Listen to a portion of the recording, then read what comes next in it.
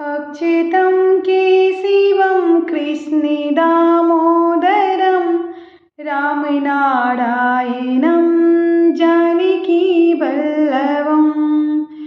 कौन कहते हैं भगवान आते नहीं, तुम मीरा के जैसे बुलाते नहीं।